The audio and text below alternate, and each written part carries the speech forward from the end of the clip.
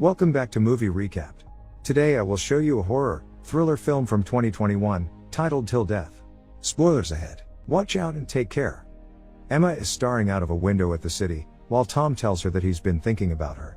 They have a drink together and he tells her how much he cares about her, but she says that she can't go through with it. Emma ends their affair, even though Tom pleads with her not to. As she's walking out, he begs to see her one more time the next day, but Emma tells him that she can't because it's her anniversary. The next day Emma enters an office building and goes directly to her husband's office, where his assistant gives her flowers and wishes her a happy anniversary. Inside of the office she finds a file on the desk. She opens it and looks through it, then sees the picture of the man that robbed and attacked her. Emma has a flashback of the attack, when her husband Mark walks in and starts talking about her dress, telling her that they have time for her to change into the one he likes. He finds the photo in her hand and tells her that it will only trigger her anxiety. Mark has her file because her attacker's parole is being revoked. She asks him if he misses being a DA, instead of a lawyer that gets men like her attacker out of jail. He says he prefers the money. The two of them take the elevator, when Tom joins them on the next level down. They talk about the time when Emma and Tom met and each has a different story. Later, the couple has their anniversary dinner. Even though Emma doesn't want dessert, Mark orders one for her. He gives her a necklace made out of steel because it's their steel anniversary. Two people get engaged in the restaurant and he comments that she was happy like the girl at one point. Emma gives him her gift, a pair of Super Bowl tickets, which he hates. He puts the necklace on her and wishes her a happy anniversary. Emma is at the washroom, when she hears the girl crying inside. She tells her that even though she said yes, it doesn't mean that she's obligated to marry the guy. The girl tells her off, then Emma congratulates her for her engagement. They leave the restaurant and the waitress finds the Super Bowl tickets as a tip. Once they're outside, Mark tells her that he has one more surprise for her. Later, they're seen driving somewhere and Emma is blindfolded. She wants to take the blindfold off, but he doesn't allow her to. Emma gets anxious and takes it off just as they arrive at their lake house, which he had prepared for them earlier. Mark thinks that they can rekindle their marriage there. Emma is inside the house and she takes off the blindfold. There's a message for her on the table with wedding vows. She follows the clues he's left her around the house and gets to a dark room with pictures of them. There's a record player ready for her to play it. When she hears the music, she laughs and goes to look for Mark on the second floor. Emma finds him in their bedroom waiting for her with champagne. Mark apologizes for not being a good husband. He tells her that this anniversary is just the beginning step toward mending their marriage. They sleep together. The following morning, Emma wakes up, noticing how cold it is in the room. She quickly finds out that Mark has chained himself to her and gets upset about it. He turns around and kills himself. Emma pushes him off and falls over the bed with him. She panics and starts pulling on the chain. After a brief moment, she calms down and drags the body over to the landline, but it's offline. Emma sees the gun and tries to shoot the chain, but there are no more bullets inside, so she drops it under the bed. Then, she drags the body to the closet and sees that the only wardrobe left there is her wedding gown. She discovers a safe behind it. Next, she's seen wearing Mark's bloody shirt and dragging the body on the dress. When she tries to pull him down the stairs he falls over and they both tumble down. Emma gets to the kitchen, but finds that Mark has submerged her phone in water. She still tries to power it on, unsuccessfully. Emma goes through the kitchen looking for some kind of blade, but finds nothing. She checks the trash can and finds Mark's car keys inside. Next, she's seen wearing all of his clothes and dragging the body out to the car through the snow. When she gets them there, she enters the car and starts it. The vehicle runs for a few moments as she tries to heat her hands, but it quickly turns off. Mark has taken the gas out of the car too. The radio is still playing and a recording of him telling her that he knew about Tom comes on. Emma drags the body back to the house and washes her face from his blood. She sees the necklace he gave her in the mirror and tries to pull it off, but she can't untie it. Next, she goes to check the basement. There are no tools down there either. Emma drags the body up the staircase, determined to get herself out of there. Once outside of the basement, she hears something in the dark room. All of the pictures inside are changed. They are of her and Tom, as well as the one taken of her after the attack. Emma turns around and sees a massive mug shot of her attacker. She goes to the record player and plays the recorder next to it. It's a recording of her husband taking her interview after the attack, before they were married. Emma has a flashback of the attack. Suddenly, she hears a car outside and someone coming to the door. There's a knock and she quickly locks it. Tom is in front, telling her that he got her message asking him to help her. He notices the blood on her shirt and she tells him that she didn't send him the message. Emma opens the door and explains what happened. Tom tells her that Mark's entire carrier was going up in flames. He asks if she called the police, then tries to lawyer her, explaining how the whole thing looks.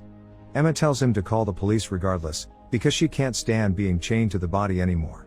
When Tom walks out to get his phone from the car, they see another car approaching. She thinks that they should run, but he tells her that he can handle it and steps outside, asking her to lock the door. The car arrives and a man, Jimmy, approaches Tom, saying that he's there to fix a broken pipe. Tom offers to pay him what he would charge for the job and does it, but Jimmy insists to come in and use the lavatory. When Tom doesn't budge and asks him to leave, Emma hides and another man steps out of the car. He approaches and stabs Tom.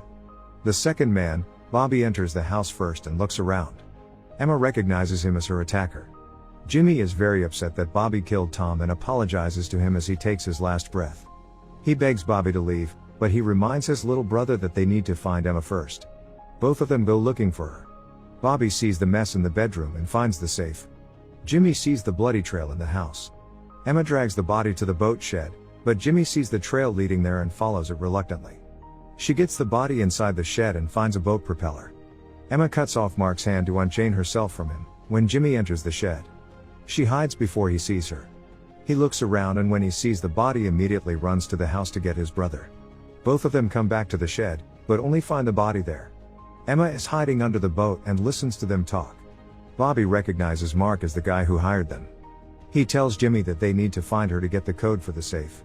They leave and Emma binds her feet with pieces of the dress, then finds the gasoline for the boat. The brothers get back to the house. Jimmy tells Bobby that they can't blow the safe open and that it needs a fingerprint as well as the combination. Emma is dragging the gasoline to the car when she almost gets caught by Jimmy, who is going to the shed to get Mark's body. She gets the gasoline to the car and starts pumping it. Bobby hears her in the garage and goes after her. Emma hears him coming and hides just in time. When he enters, he finds the gas, but not her. Emma listens to his steps from under the car and when he blows out the tires, she runs to the house almost getting caught by Jimmy again. She gets into the basement and Bobby follows her there. Emma gets trapped in the staircase between Bobby in the basement and Jimmy in front of the door. As they start closing in on her, she activates the car alarm and pulls them away from her. While the two of them are at the car, she gets to the house and says goodbye to Tom. The brothers argue outside, but Bobby convinces Jimmy that they should finish the job and tells him that Emma is probably still at the house. When they enter, they see that she has taken Tom's coat and shoes. Bobby goes to check upstairs and Jimmy stays on the first floor. Once up there, Bobby hears a noise in the attic and follows it. He thinks he's found Emma, when she suddenly hits him over the head. Jimmy hears them and finds Bobby, when she hits him too and locks him in a room.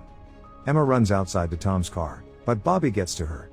She manages to call the police, but the call lasts only a second. Bobby tells Jimmy to get the body upstairs then knocks Emma out.